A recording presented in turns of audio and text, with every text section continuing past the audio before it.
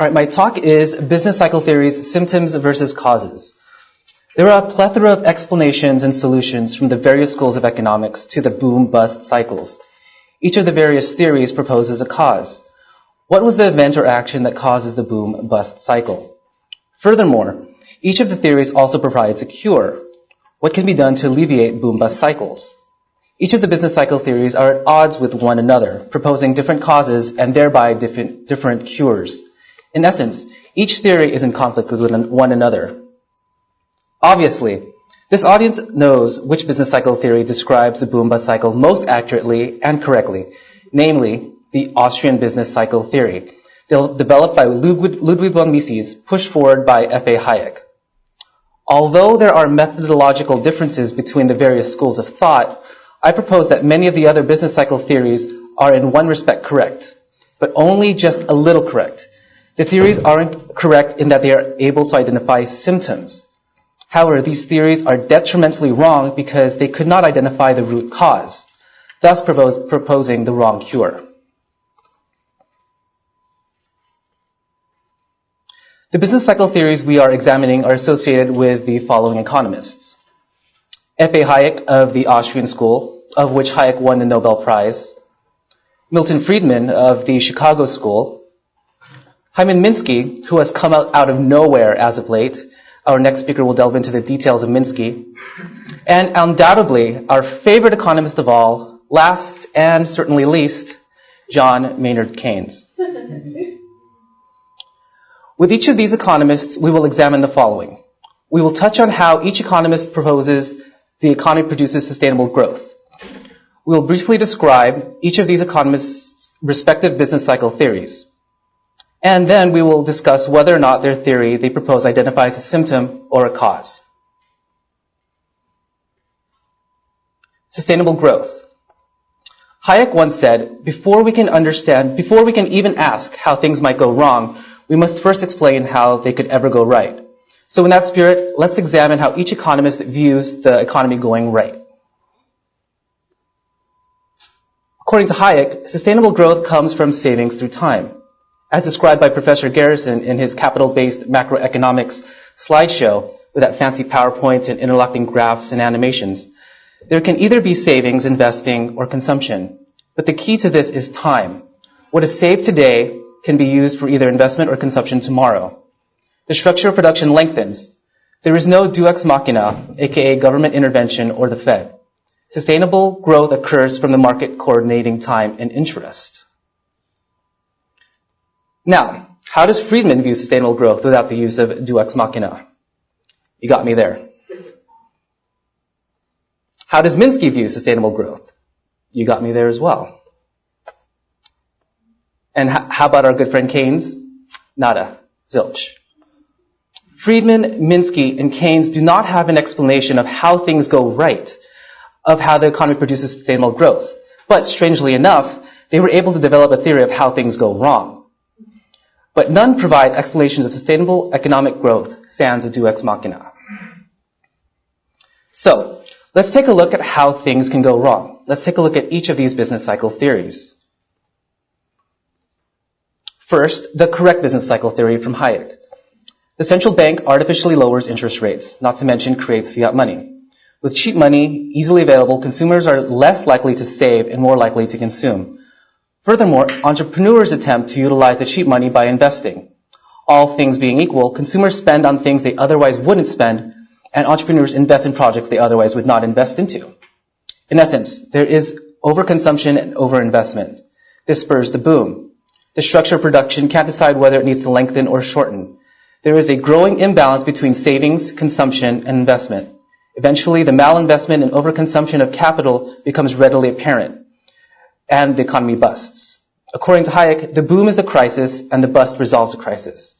The market itself is best suited to coordinate time and interest, savings, investment, and consumption.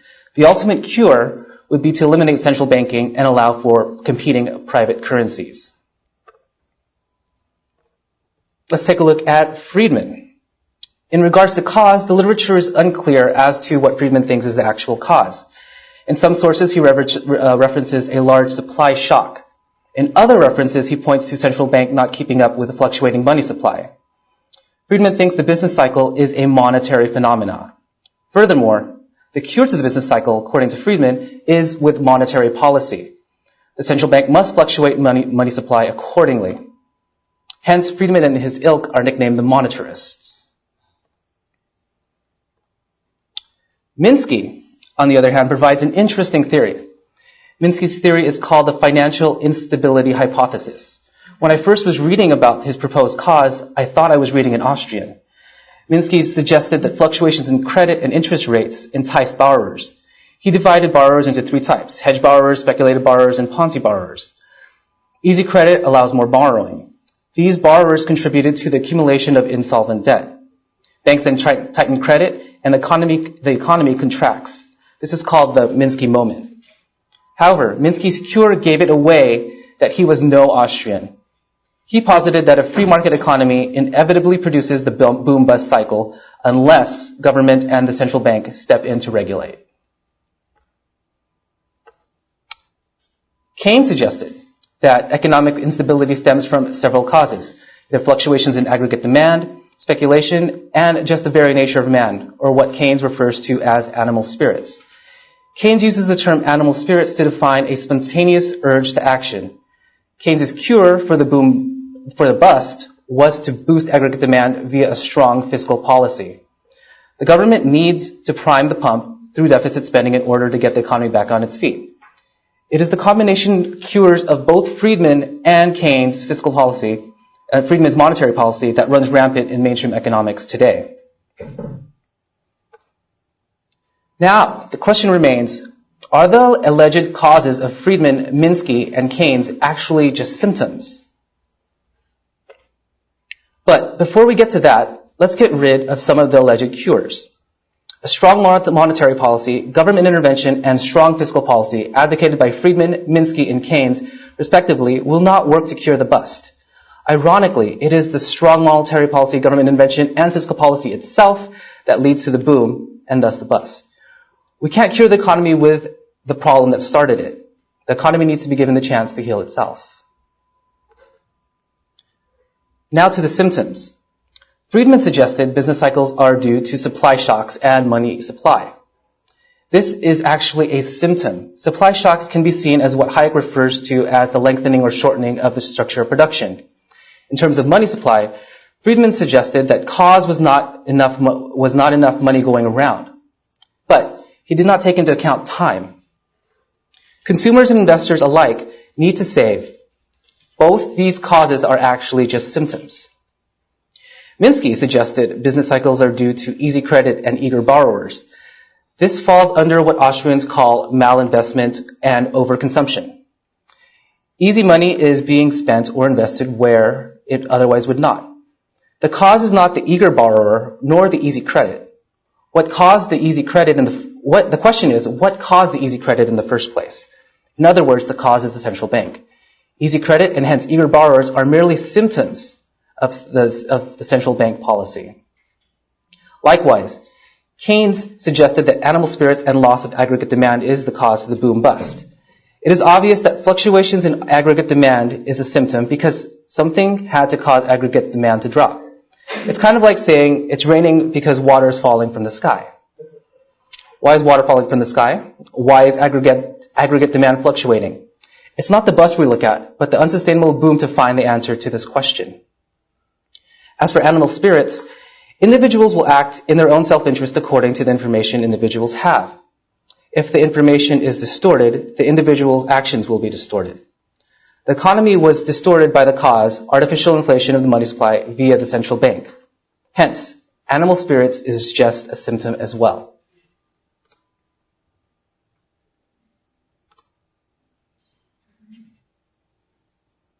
Thus, Keynes, Friedman, and Minsky were in one respect right, but in a fundamental respect completely wrong. Each of the three economists had insight into the various symptoms of the boom-bust cycles, but did not take their arguments far enough to understand the root cause. Their solutions only viewed the symptoms of business cycles, malinvestment, and misallocation of resources. Furthermore, their solutions instigate the next recession. Unfortunately, their theories do not understand the root cause of boom-bust cycles. Mises and Hayek's contributions have the explanation which takes into account the symptoms of Keynes, Friedman, Minsky, and more so the root cause. The Mises-Hayek business cycle theory has the full understanding of the root cause of boom-bust, fiat money and the central control of the money supply, and the symptoms of malinvestment and misallocation of resources. Furthermore, the theory suggests that the solution to thwarting business cycles is abolishing centralized control of money and the money supply. All in all, the Austrians have the theory that understands the cause, the symptoms, and the cure to business cycles. Thank you.